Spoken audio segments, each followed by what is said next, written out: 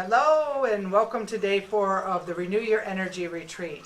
And today I'm going to call you wind believers because you're still here, and that means you're coming in on the clan. And look at, as soon as I welcome you all to the wind believers clan, the winds kick up again. But notice something else. We're looking at the signs of nature. The suns come back out. That's because we removed some resistance yesterday, and today we're going to see how that's going to take us forward in our lives, because really, if this work isn't practical, what good is it? So your body is your compass, but how do you know which way you're traveling? I'm going to start today with a short meditation and give you a clue so you can kind of understand where all this is in the structure of your world. So make yourself comfortable and close your eyes. And I'm going to blow the wind whistle first, just to get you reacquainted with the wind, and then I'm going to do a guided meditation. All right, take a few deep breaths in.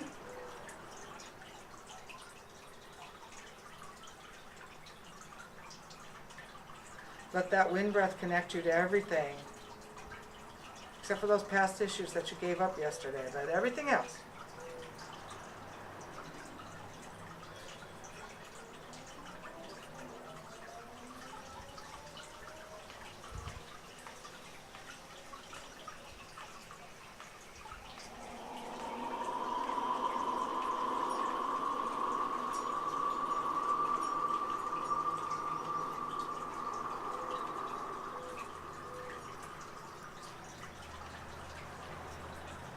Imagine yourself in your third eye, and that's your mind's eye, your connection eye. Find yourself in your favorite place in nature. Could be along a beach, a park, wherever that is. See yourself there. And as you imagine yourself in this place, kind of feel what the earth feels like underneath your feet. Is there wind? Is there energy moving? Is the sun out? What kind of a day is it? Are there clouds? Observe the space. That's your sanctuary spot in nature.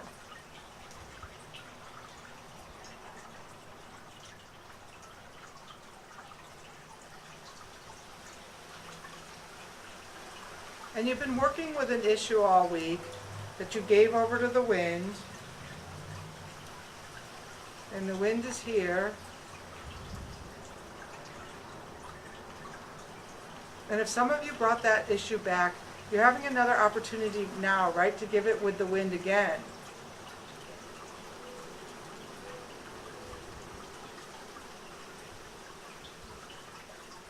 And from this spot of nature, I want you to start to walk. And from this spot in nature, start to walk. And maybe in front of you is a signpost that has directions, north, south, east, and west. Or maybe you're more familiar with the landscape, so that the mountain is to your east and the water is to the west. Whatever signs that you are familiar with in your particular sanctuary spot, see what direction you're heading. Are you heading east? Are you heading south? Are you heading west? And are you heading north? And once you've identified that spot, come back into the room. And if you have your papers handy, just write it down that I was traveling east. And remember that you're just traveling east in this moment. And on those sheets of paper, it kind of gives you an indication of what each area meant, but I'm going to take it and show it to you in terms of procrastination, of this this piece that I couldn't procrastinate, but I want to find out if I was heading east, what did that mean? And if I was heading east and my issue had been procrastination, it might be that I was having trouble believing in my ideas, or that my ideas weren't coming, or that I had to clear away some old thinking in order to move forward. If I was heading south with this procrastination, a lot of times that's about our worthiness, or something happened the last time. Like for me, with the book coming out, like a lot of my ideas were premature, so I could get into fear that if I move forward, that I'm going to be ahead of my time again, and that there's not gonna, I'm not going to be accepted or well liked or received or whatever it is. It's all an illusion anyway. If I was heading west, that my field, maybe that I was harvesting an empty field this year, that the field needs to be empty for a year in order for it to turn over to grow really great harvest next year. Or if I took this harvest, or my physical body, like this year for me, my physical body was about getting in shape in order to do the traveling that's ahead. I've had to change my diet a lot. The north is about the spirit. Am I aligned with the winds? When I blow this wind whistle, I know whether or not I'm aligned with spirit, because when I call the winds, do they come?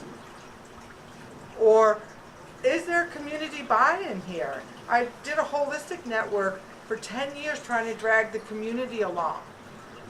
So it helps to know where you are in your cycle at any given time. Now, there's a whole big chapter on this in the book, and learning to work with these directions, because they could change. You could be in Trader Joe's and all of a sudden you get tossed into your emotional world, and then the next thing you're being very spiritual and you have room for the woman who's pulling in front of you with the cart. They go from moment to moment, but on a grander, bigger cycle, like where are you now in your cycle? I have lots of videos on this on YouTube, so if this isn't totally clear for today, it's just about getting clear of to where you are. So if you're in the east, you're creating a new framework for how you're going to move forward. The south, you might have a little more emotional work to do. The west, what are you harvesting, or what might need to change in your physical. Like if you're procrastinating and you're eating bonbons, you might need to get up off the couch, put the bonbons in the trash, and take a wind walk. I mean, there's really practical applications that need to happen. And if you're in the north, maybe you're waiting for spirit to get buy-in to tell you it's time to move. It's not always time to go forward. Like I always tell people, why do New Year's resolutions? You're supposed to be hibernating, not doing New Year's resolutions. Spring is the New Year's, folks. That's what wind work is all about. So today, you're going to really kind of look at how this direction that you just found yourself is playing off of this issue for you, so that you can kind of start to move forward.